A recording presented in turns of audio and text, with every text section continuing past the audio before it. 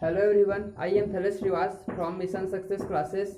पिछले क्लास में हमने छत्तीसगढ़ के मध्यकाल के इतिहास में से पढ़ाई शुरू की थी, जिसमें से हम आज पहुंच चुके हैं जाजल्यदेव प्रथम तक। कल की क्लास में हमने कंप्लीट किया था पृथ्वीदेव प्रथम से, तो जाजल्यदेव प्रथम से आज की पढ़ाई स्टार्ट करेंगे। किंतु यदि हमारे चैनल में कोई नए यूजर होंगे तो उनको मैं बोलना चाहूँगा कि वे हमारे चैनल को लाइक शेयर और सब्सक्राइब करना ना भूले। चलिए आज की पढ़ाई स्टार्ट करते हैं।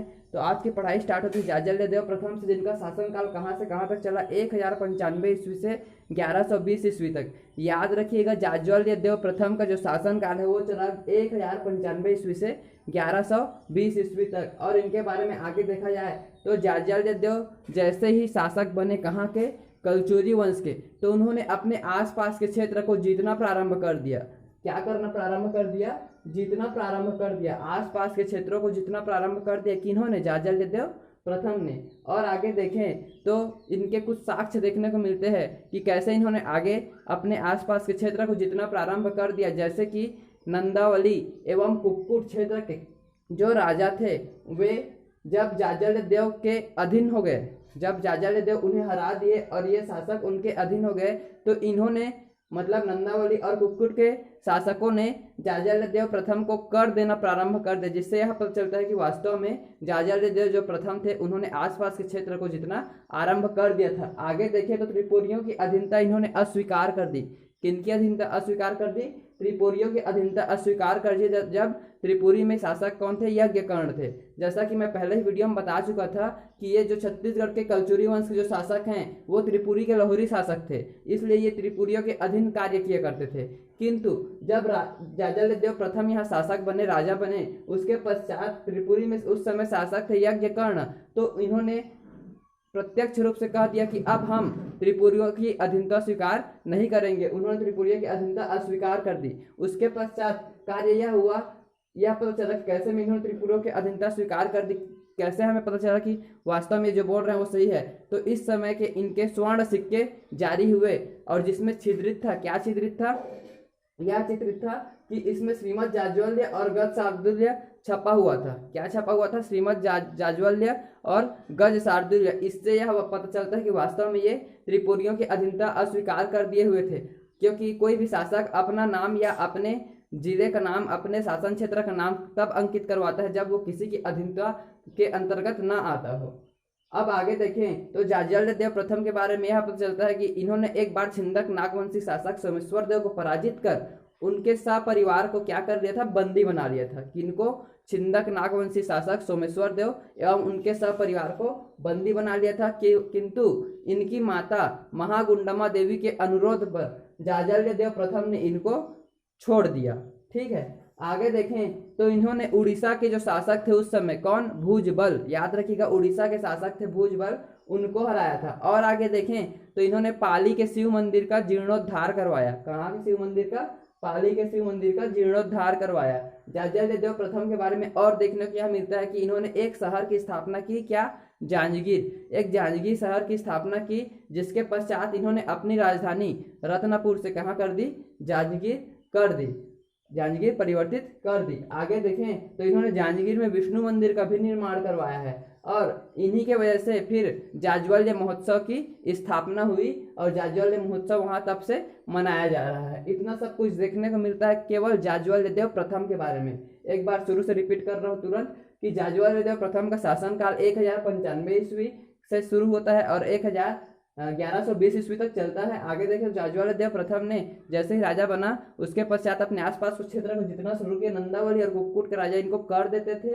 त्रिपुरियों की अधीनता स्वीकार कर दी। स्वयं के स्वर्ण सिक्के चलवाए जिसमें गज शार्दूल्य, श्रीमद जाज्वल्य चित्रित करवाया। आगे देखें, छिंदक नागवंशी शासक सोमेश्वर देव को पराजित कर सपरिवार को बंदी बना लिया। माता गुंडमा देवी के अनुरोध पर उन्हें छोड़ दिया। आगे देखें तो उड़ीसा शासक भुजबल को हराया, पाली के शिव मंदिर का जीर्णोद्धार करवाया, जांजगीर नगर की स्थापना की, विष्णु मंदिर की स्थापना की और जाज्वल्य महोत्सव का शुरुआत करवाया। आगे इतना में कंप्लीट होता है जाज्वल्यदेव प्रथम। आगे शासक होते हैं रत्नदेव द्वितीय। जाज्वल्यदेव प्रथम के उत्तराधिकारी कौन? रत्नदेव द्वितीय। और इनका शासनकाल कब से स्टार्ट होता है? 1120 से 1135 ईस्वी तक, अर्थात लगभग 15 वर्ष तक शासन किए हैं। कौन? रत्नदेव द्वितीय जी। रत्नदेव द्वितीय जी के बारे में देखने को मिलता है कि ये त्रिपुरी शासक गया कर्ण का असफल आक्रमण। जब रत्नदेव द्वितीय शासन कर रहे थे तो मैं पहले ऊपर में बता चुका हूँ कि अब जाज्वल्य जो प्रथम है अर्थात छत्तीसगढ़ के जो कलचुरी शासक हैं उन्होंने त्रिपुरियों की अधीनता अस्वीकार कर दी है। तो इस बात से बौखलाकर उस समय के त्रिपुरी शासक, जब रत्नदेव द्वितीय शासक बने तो उस समय त्रिपुरी के शासक थे कौन? गया कर्ण जी। नाम याद रखिएगा, गया कर्ण जी त्रिपुरी के शासक थे। उन्होंने बौखलाहट के कारण कलचुरी शासक रत्नदेव द्वितीय पर आक्रमण कर दिया, किंतु वे असफल रहे। याद रखिएगा, वे असफल रहे।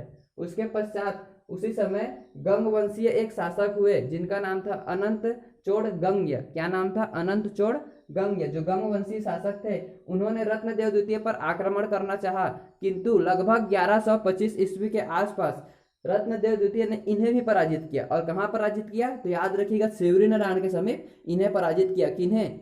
चोड़ गंग्य को पराजित किया। अनंत वर्मन चोड़ गंग्य को सेवरी नारायण के समीप पराजित किया। कब पराजित किया? लगभग 1125 ईस्वी में। आगे बात करें हम रत्नदेव द्वितीय के बारे में तो यह देखने को मिलता है कि इन्होंने बस्तर के गोड़ राजाओं को हराया।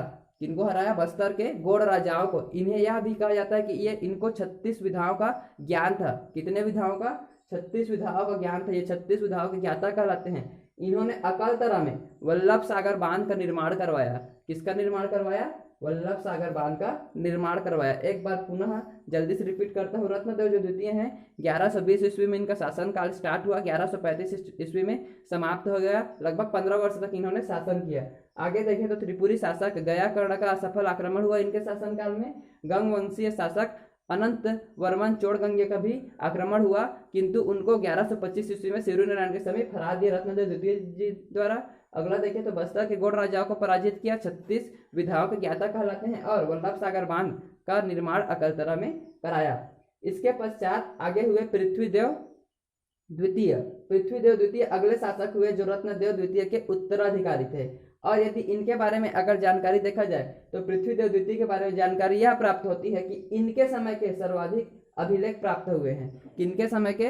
पृथ्वीदेव द्वितीय के समय के सर्वाधिक अभिलेख प्राप्त हुए हैं। और इन्होंने सर्वाधिक साम्राज्य विस्तार भी किया है। क्या क्या प्राप्त हुए? ध्यान रखिएगा, पृथ्वीदेव प्रथम के सर्वाधिक अभिलेख प्राप्त हुए हैं और सबसे अधिक साम्राज्य विस्तार कलचुरी वंश में पृथ्वीदेव द्वितीय द्वारा ही हुआ है और इन्हीं के शासनकाल में हुआ है। अगला देखें तो इन्होंने राजीव लोचन मंदिर का जीर्णोद्धार करवाया।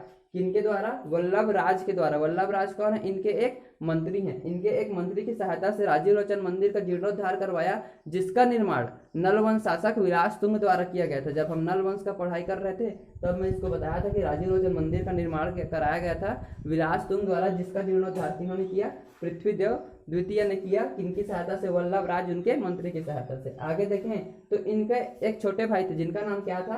अकाल देव। नाम याद रखिए, क्या नाम था? अकाल देव। और इन्हीं अकाल देव ने अकलतरा नगर का निर्माण करवाया। किसका निर्माण करवाया? अकलतरा नगर का निर्माण करवाया था। ठीक, आगे देखें तो इनके शासनकाल में यह देखने को मिलता है कि इन्होंने रतनपुर के किले का निर्माण करवाया। पृथ्वीदेव द्वितीय ने रतनपुर के किले का निर्माण करवाया, जिसको गज किला के नाम से भी जाना जाता है। और साथ ही साथ इन्होंने खड़ग तालाब या खरंग तालाब का भी निर्माण करवाया। किसका? खड़ग तालाब या खरंग तालाब का निर्माण करवाया, जिसको खरंग झील भी कहा जाता है। आगे तुरंत जल्दी से जल्दी इसको रिपीट करते हैं। पृथ्वीदेव द्वितीय सर्वाधिक अभिलेख इनके प्राप्त हुए हैं और सबसे ज्यादा साम्राज्य विस्तार किनके शासनकाल में हुआ है? तो पृथ्वीदेव द्वितीय के शासनकाल में। अगला देखें तो राजीव लोचन मंदिर का जीर्णोद्धार भी करवाया। किनकी सहायता से? वल्लभ राज की सहायता से, जिसका निर्माण किसने किया था? नलवंशी शासक विलास तुंग ने किया था। अगला देखें तो इनके छोटे भाई का नाम अकाल देव है और इन्होंने अकलतरा शहर का निर्माण करवाया। आगे देखें तो इन्होंने रतनपुर के किले का निर्माण करवाया, जिसका नाम गज किला भी है। आगे देखें तो इन्होंने खड़ग तालाब या खरंग झील का निर्माण करवाया। इतने में आज का जो पढ़ाई है वह समाप्त होता है। अगली पढ़ाई हम कल के वीडियो से स्टार्ट करेंगे, किंतु अगर कोई नए यूजर होंगे तो मैं उनको बोलना चाहूँगा कि वे हमारे चैनल को लाइक, शेयर और सब्सक्राइब करना ना भूलें। धन्यवाद।